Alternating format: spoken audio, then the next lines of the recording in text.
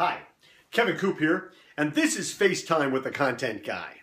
So last week, the situation comedy Modern Family had a really fascinating episode. It was completely unique, something I'd never seen before. Basically, they did the entire episode shot on various Mac products. And the entire episode played out on Claire Dunphy's, one of the characters in the series. It played out on her laptop screen. The whole premise was she was sitting at O'Hare Airport. She had about 25 minutes until her flight was going to take off. And so basically she was contacting various people in her family. And as will happen in situation comedies, things sort of spun out of control. But what was interesting about it was what made things spin out of control. What it was she was able to access lots of information, right? A lot of stuff on Google, various other sites about various people in the family, and things, got momentum, right? And you couldn't stop it. Some of the information she got was right. Some of the information she got was wrong.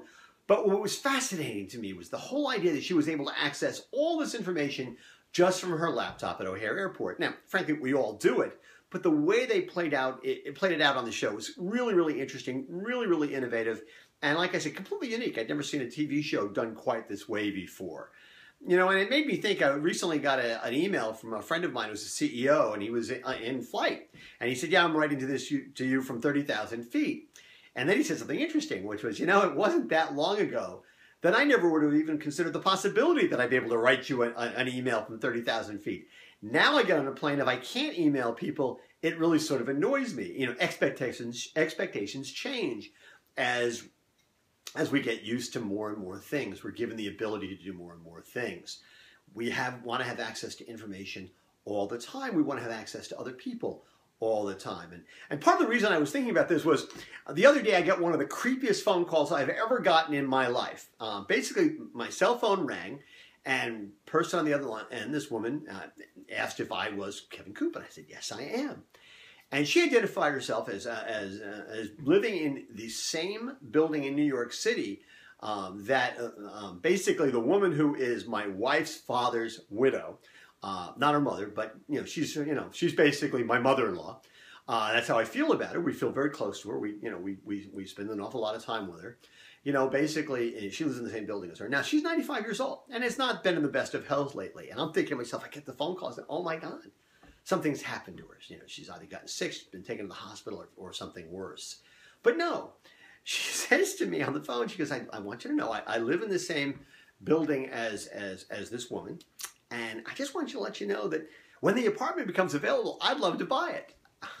Now listen, we've all read stories about how New York City, right? People, the best place to find an apartment is in the obituaries. And that always has sounded sort of creepy, but it's not nearly as creepy as actually getting the phone call when the person hasn't even died yet. I mean, I couldn't even believe it.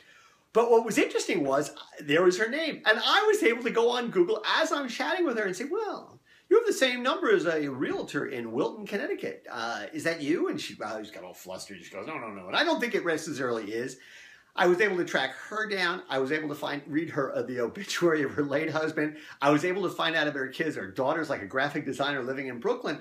And I was able to get all this information, right? It was all at my fingertips in just moments. And, it sort of reminded me of the moment with Modern Family. And, and it occurs to me that a lot of people in business, they think that, something? I can control the flow of information. I can really control things. The fact of the matter is, you can't. You can't control anything. There is so much data out there right now, and the world is so transparent in so many different ways that fighting transparency just simply does not make sense. You might as well go with it. Be more transparent than everybody else, and it works into being, I believe, a sales tool and a way of building credibility with the customers, not denying them the information that they expect to have, want to have, and may have even if you don't want them to have it. Anyway, that's what's on my mind this Thursday morning, and as always, I want to hear what's on your mind.